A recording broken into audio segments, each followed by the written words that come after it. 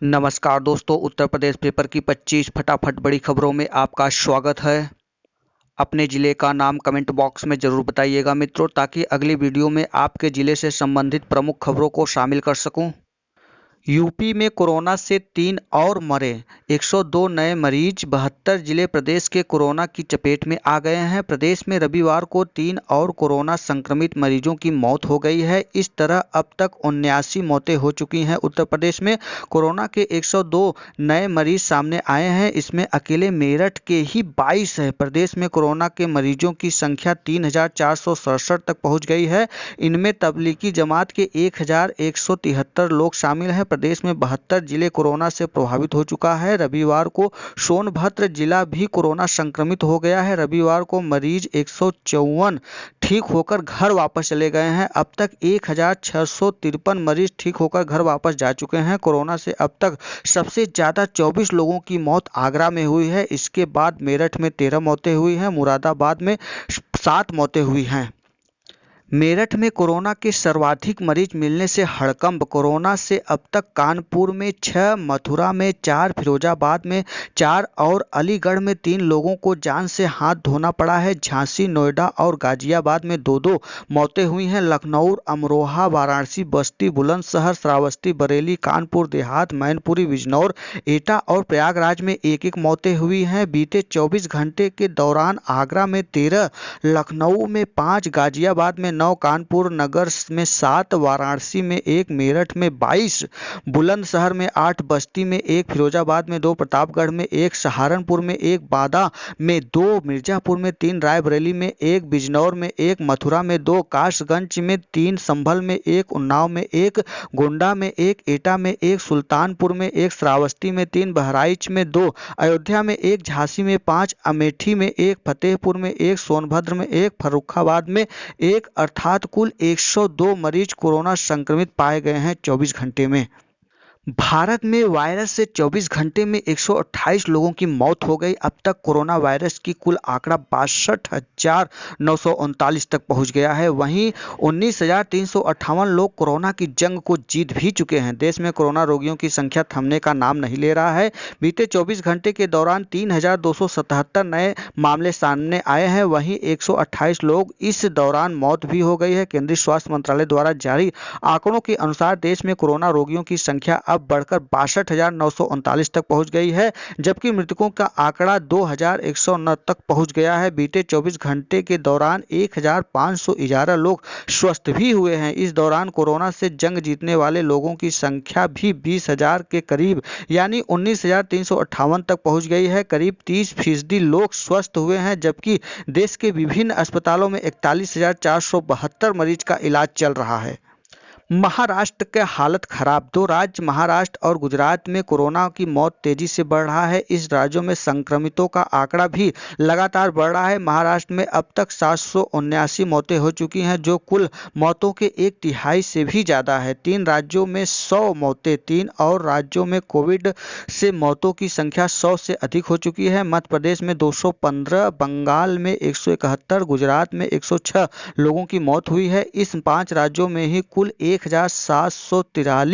मौतें हुई हैं, जो कि कुल मौतों का 84% है।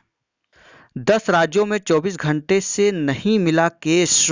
हर्षवर्धन कहा, कोविड-19 से जंग में देश सफलता के करीब में। 24 घंटे में रिकॉर्ड 1,511 कोविड के मरीज ठीक हुए। अब लॉकडाउन तोड़ा तो दर्ज होगा एफआईआर। प्रशासनिक मजिस्ट्रेटों के डीएम ने दिया सख्त निर्देश। दुकान और मेडिकल स्टोरों पर भीड़ न लगाने पाए लोग। सोनभद्र में मिला पहला मरीज। मिर्जापुर में 3 नए संक्रमित। सोनभद्र में रविवार को पहला कोरोना संक्रमित मिलने से हड़कंप मच गया है। पॉजिटिव युवक मूल रूप से बहराइच का रहने वाला है। कुछ दिन पहले वह ट्रेन से गुजरात से आया था।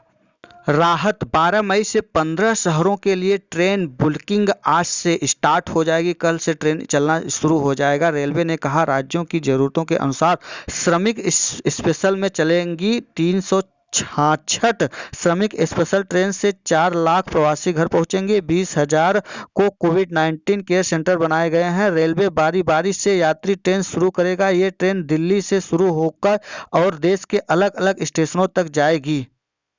प्रयागराज में मुंबई से आया करछना का युवक कोरोना पॉजिटिव। मुंबई से लौटे एक व्यक्ति की जांच रिपोर्ट रविवार को पॉजिटिव आई। पीड़ित मरीज करछना के डीहा गांव का रहने वाला है। वह शनिवार को ही मुंबई से लौटा था। उससे घर भेजने के बजाय सीधे एसआरएन अस्पताल में भर्ती करा दिया गया। सैंपल लिया गया तो वह पॉजिटिव पाया गया। रविवार देर शाम तक रिपोर्ट आई तो जिसमें मुताबिक उसे कोविड-19 पॉजिटिव पाया गया। आपदा। प्रयागराज समेत कई जिले में आंधी पानी की बहुत तेज, जिससे 40 लोगों की मौत हो गई। रविवार रात आंधी पानी के बारिश की वजह से शहर के लोग बेहाल कर दिया गया। बारिश के साथ कई आंधी आई और जनजीवन अस्त व्यस्त हो गया। शहर से लेकर गांव तक दर्जनों स्थानों पर सड़क पर पेड़ गिर गए, जिससे आवागमन बाधित हो गया। पूरे शहर में शाम करीब 7:30 बजे से लेकर रात तक बिजली गुल रही। उधर प्रदेश के कई जिलों में बीते आंधी से बारिश की वजह से 40 लोगों की मौत हो गई। आसपास में घिरे घने बादलों के कारण दिन में ही अंधेरा छा गया। बड़ी संख्या में पेड़ और बिजली के खंभे उखड़ गए।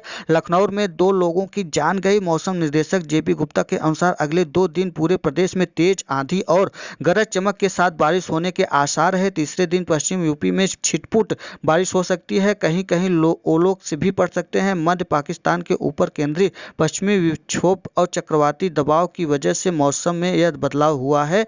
मृतकों के आश्रितों को 4 लाख दिया जाएगा। मुख्यमंत्री की घोषणा किया गया है कि मुख्यमंत्री ने कहा है कि प्राकृतिक आपदा से मरने वालों के परिजनों को 4 लाख रुपए की राशि तत्काल देने का आदेश दिया गया है। उन्होंने आपदा प्रभावित इलाकों में तत्काल राहत पहुंचाने के निर्देश दिए हैं। सीएम ने जिलाधिकारियों से कहा है कि वे नुकसान का आपदा कर तत्काल रिपोर्ट शासन को भेजें। बाराबंकी में 5 और बहराइच में 2 पॉजिटिव मरीज पाए गए हैं। वैश्विक महामारी कोरोना का कहर थमने का नाम नहीं ले रहा है। प्रवासी मजदूरों के आने के बाद बाराबंकी समेत कई जिलों में कोरोना पॉजिटिव मरीजों की संख्या बढ़ने लगी है, जबकि सीतापुर कोरोना मुक्त हो गया है। कानपुर देहात में लॉकडाउन का पालन कराने निकले पुलिस टीम पर पथराव, 7 गिरफ्तार। हमले में 3 दरोगा 6 सिपाही घायल हो गए। तबलीगी जमात के 2670 लोग 20 जिलों में क्वारंटीन। अपर मुख्य सचिव गृह अवनीश कुमार अवस्थी ने बताया कि तबलीगी जमात में शामिल 2670 व्यक्तियों को प्रदेश ने 20 जिलों में क्वारंटीन कर दिया गया है। इसमें 325 विदेशी नागरिक हैं। कुल 45 विदेशी नागरिकों के विरुद्ध एफआईआर भी दर्ज किया गया है, जबकि 259 के पासपोर्ट जब्त कर लिए गए हैं। एड्स की टेस्टिंग मशीन से होगी कोरोना की जांच। केजीएमयू और मेरठ मेडिकल कॉलेज में शुरुआत। दोनों संस्थानों में 600 जांच प्रतिदिन होगी। मनमोहन एम्स के आईसीयू में भर्ती। पूर्व प्रधानमंत्री मनमोहन सिंह को रविवार रात करीब 8:45 पर दिल्ली के एम्स अस्पताल में भर्ती कराया गया है। उन्हें आईसीयू में रखा गया है। छाती में दर्द के बाद उन्हें एम्स लाया गया था। डॉक्टरों के अनुसार पूर्व पीएम की हालत स्थिर बनी हुई है। मुलायम सिंह फिर अस्पताल में भर्ती। सपा संरक्षक व पूर्व मुख्यमंत्री मुलायम सिंह यादव को 24 घंटे के भीतर दोबारा अस्पताल में भर्ती होना पड़ा। रविवार को उन्हें पेट में फिर तकलीफ शुरू हो गई। देर शाम उन्हें शहीद पथ स्थित मेदांत अस्पताल ले जाया गया। मेदांत के निदेशक डॉक्टर राकेश कपूर ने बताया कि उनकी हालात में सुधार है।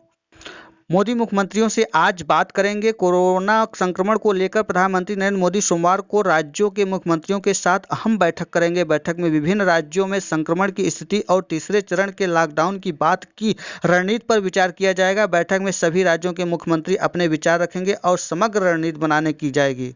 निर्देश। योगी बोले लॉकडाउन का पालन सख्ती से कराया जाए। मुख्यमंत्री योगी आदित्यनाथ ने कोरोना संक्रमण से निपटने के लिए लॉकडाउन की सख्ती से पालन कराने के निर्देश दिए हैं। उन्होंने कहा है कि प्रदेश की सभी सीमाओं पर चौकसी बढ़ाई जाए और व्यक्ति के पैदल यात्रा न करे। पलायन हर हाल में रोका जाए।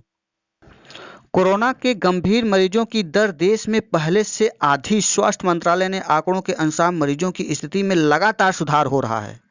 झूसी में घर लौट रहे बुजुर्ग समेत 4 लोगों की मौत हो गई है। लॉकडाउन में अपने घर लौट रहे बुजुर्ग समेत 4 लोगों की मौत हो गई है। मृतक युवक गाजियाबाद से बिहार बाइक से जा रहे थे और झूसी स्थित हनुमानगंज बाजार में रविवार सुबह गैस टैंक के भीड़ गई, जबकि एक बुजुर्ग की जान कार हादसे में चली गई। और हादसा शनिवार रात नवाबगंज स्थित सहारपुर गाँव में सामने सड़क किनारे खड़े ट्रक के टकराने की वजह से हुआ है। कार में सवार 7 लोग जख्मी भी हुए हैं। जीवन बीमा किस्त 31 तक भर सकेंगे। जीवन बीमा पॉलिसी का प्रीमियम 31 मई तक रिव्यू करा सकेंगे। बीमा नियामक झरडा ने अधिसूचना जारी की है। बीमा नियामक झरडा ने कहा कि राहत उन पॉलिसी के लिए है जिनकी प्रीमियम भुगतान मार्च में होना था। वाराणसी में 1.5 साल के बच्चे समेत 17 ने दी कोरोना को मात। जिला अस्पताल में 31 और बीएचयू में भर्ती 4 मरीज लगातार दूसरी रिपोर्ट निगेटिव आने पर किए गए डिस्चार्ज। गाजीपुर में प्रशासन ने गांव को किया सील, पुलिस तैनात।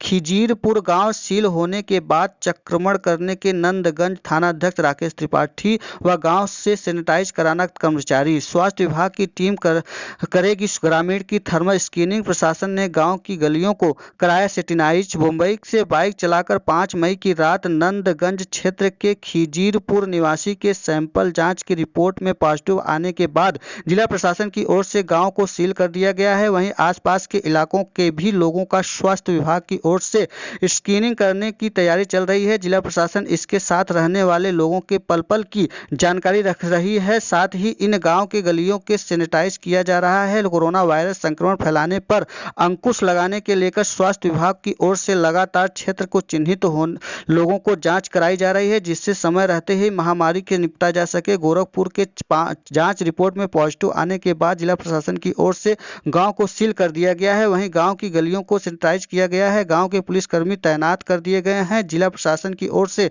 गांव के सभी लोग का थर्मल स्क्रीनिंग करने के लिए टीम बनाई जा रही है। वहीं इसके साथ खेलने के वाले सभी लड़कों को भी प्रशासन की ओर से चिन्हित किया गया जा रहा है। व्हाट्सएप पर कराएं किसान सम्मान निधि में संशोधन। कोविड-19 के तहत चल रहे लॉकडाउन में कृषि विभाग कार्यालय पर प्रधानमंत्री किसान सम्मान निधि के आवेदन संशोधन कराने के लिए जुट रही भीड़ को रोकने के लिए व्हाट्सएप नंबर जारी किया गया है। जिले के प्रत्येक विकासखंड स्तर पर दो मोबाइल व्हाट्सएप नंबर जारी कर दिया गया है। ये आप देख सकते हैं मोबाइल नंबर है। इस मोबाइल के नंबर के द्वारा आप अपने किसान सम्मान निधि से संबंधित जो भी संशोधन कराना हो उसे करा सकते हैं। ये था आज का उत्तर प्रदेश पेपर की 25 फटाफट बड़ी खबरें। वीडियो अच्छा लगा हो तो देव एकेडमी को सब्सक्राइब, लाइक, शेयर, कमेंट करना ना भूलिएगा दोस्तों। वीडियो में अंत तक बने रहने के लिए बहुत बहुत धन्यवाद। फिर मिलते हैं अगली वीडियो में, तब तक के लिए नमस्कार।